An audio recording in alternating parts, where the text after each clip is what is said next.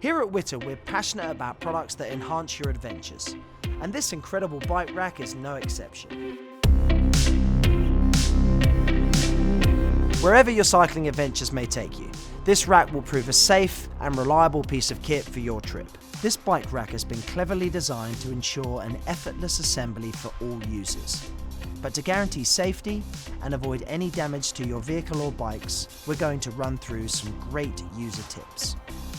Always make sure your tow bar and electrics are suitable for the bike rack attachment. Unlock the clamping lever lock and align the rack laterally, horizontally and vertically on the tow bar. Next, push the clamping lever with a 45 kilogram force until it engages. Then, fix the position with the Allen key and lock the clamping lever by pulling out the key here. Flip up the mounting bracket using the handles to fix into place and fold out the wheel supports. Engage the plug, making sure to keep the cable away from the road and exhaust. For the 4-bike carrier only, attach the support strap brackets during the first assembly. Then secure and tension the support strap hooks to the side of the boot like this. Fold out both light clamps, securing them into place like so. You can now fix your reg plate to the rack. For assembly of the bicycle clamping arms, please refer to the instructions enclosed with the carrier. Easy! Now time to load your bikes. For the first and heaviest bike, align the wheels correctly onto the rails and, if required, use the wheel extension holders to provide a longer base for the wheels. Secure the bike to the carrier by attaching the clamping arm to the bike frame and rotating the Tommy nut until closed. Feed the ratchet straps through the wheels and into the buckle and pull tight.